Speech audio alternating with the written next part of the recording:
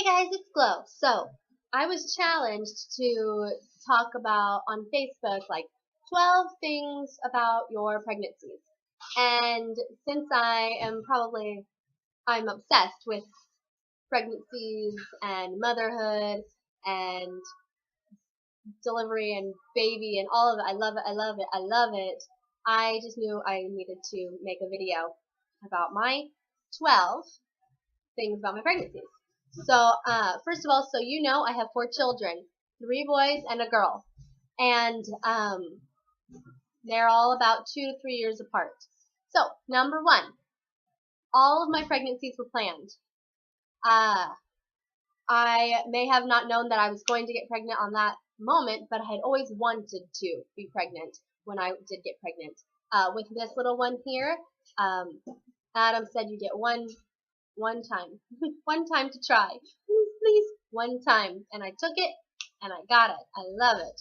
Number 2, my sicknesses from being pregnant went down for each pregnancy. So the first one, I was really sick all the time. I had to go in and get an IV. I was put, dehydration. I was always throwing up. I threw up for 6 months. I threw up at my delivery. I was on Zofran. I was on Zofran again with my second. On the third, I started learning things, and I only took a half a pill of Zofran one time. And with my last one, it wasn't that I was feeling less sick. It was because I learned how to control my morning sickness, and because I accepted it. I accepted it and knew I was feeling sick. That means my baby's healthy. Things are going right, and so it didn't affect me, and I stayed busy. That helped so much. And I used essential oils for some of that. I'm sorry, I have a hair here up in my lip gloss. Okay, that's better. All right, number 3. When I first went in and I got pregnant, I decided, oh, women do this all the time. They go to a doctor, and the doctor knows best. Cut it out. And I'm just going to do that. And so I didn't educate myself, and I had the less desired outcome. And when I started educating myself and learning about what it meant to have babies and how I should be doing it, I realized that I wasn't actually doing it right. Like I said, oh, women do this all the time. They go to doctors. Well, I needed to think women do this all the time and think more generational. Like, really, what does it mean from this lineage, this linkage of me and women who have been birthing babies forever? So, that's number 3.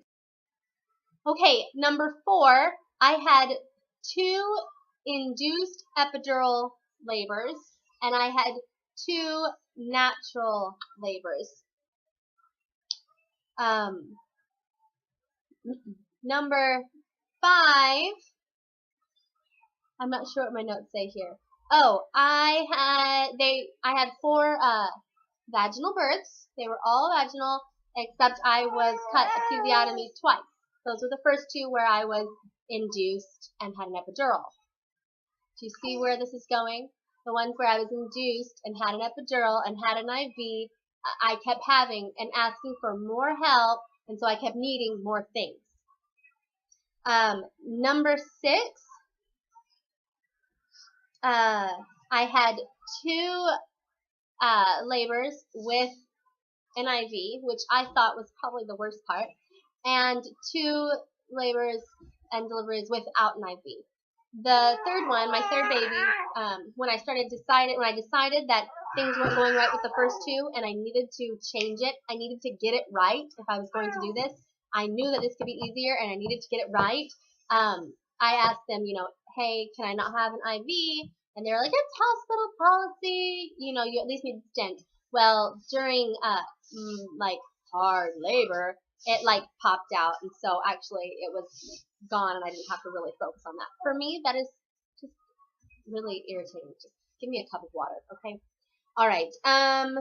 Let's see. I don't know what number I'm on. I'm gonna say 7. 7. I had 3 babies in the hospital. The third time when I decided I was gonna do it better, I had a doula with me in the hospital that did help. I also, the first 2, I went in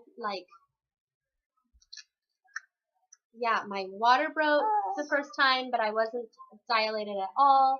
So, and then the second time, the doctor said, hey, I think it'd be good if you went on Saturday. I've got a free day. Like, who does that? I should be having my baby, not you, but whatever. So those two, they broke my waters. The third one, they also broke my water, but I had gone in at like a 7.5. And so it was really quick. I was there for 2 hours and had a baby. And then my last one, nobody broke my water but Elena. I told her that she was going to be born in her sac. And I kept saying it and saying it, but towards the end I was so excited for her to come, and it was her due date, and where are you? The day's gone. And I said, okay, you know, I don't mind. You don't have to be born in your sac. And my water broke in a couple of hours, and she came out like in a minute after that. It was insane. Insane. All right. So that was the hospitals. Number 8, I gained about 20 pounds, 20 to 25 pounds each of my pregnancies. That also went down each time. I think because I learned how to eat right and how to eat healthy and to avoid white things like white sugar and white flour, white potatoes. Yeah, I learned that special little trick from a sweet little midwife I knew in Branson. Okay, so yes, I didn't gain too much weight, and I'm grateful for that. I felt amazing. I just needed to gain the weight needed for me and my baby. Number 9, I started believing that this was like birthing was easy. I changed my mindset. In the beginning, you know, I was just like all of them, my husband too. Labor is going to be so hard. You need an epidural. You're not going to be able to do it. I know what kind of a crybaby you are. Whatever he's saying. You know, it's just going to be too hard. Like, just take the medicine and just go through the ride. And for me, I never recovered from the epidural. It took me hours and hours. I was really groggy. My baby was groggy. And I kept seeing that it was escalating into events that I didn't like oh no, you're gonna need an emergency C-section, and everybody's around me cheering like a football team, like hello, leave me alone. Like I really hated that. So I started believing in birthing, in that it was designed to be this way, and I can make it happen because I have a perfect able body and a perfect able baby, and I'm gonna let them take control. So number 10, I started using hypnobabies. Or like, yeah, thought therapy. I was convincing myself, and I started learning how to control my muscles and my body. And I was telling myself how it was going to go. I would tell myself, okay, you know, things are going to open this time, babies are born at night. I was telling myself, you know, how I wanted it. Finally, I was saying, this is the way it's going to go. I am healthy, my baby is healthy, and just affirmations out of control those last 2 pregnancies. Those were amazing. Number 11 is, oh, I didn't write it down because I've already talked about it, but I was going to talk about how I dealt with contractions. So I never had contractions my first labor on my own. They were induced with Pitocin. I never had contractions my second labor. They were produced with Pitocin as well. That one I didn't get my epidural till way late. It was insane. So I don't know if you are a woman who labors on Pitocin without an epidural. You are amazing. That is not natural. I'm sorry if you hated it, because I hated it too. Horrible. Why do they do that to women? I don't know. That's crazy. But this last 2, I was excited for them. I decided that contractions or pressure waves, or, you know, the moments that, you know, things were working, I was excited because that meant my baby was coming, and I welcomed them, and I allowed them to do their job of open, and push my little sweet baby down. I didn't do anything here. I let my body and my baby do the work. It was like, I don't know. It was amazing, and if women don't know that and how to allow themselves to let go of what they think and allow what is supposed to happen, I mean, wow, it was great.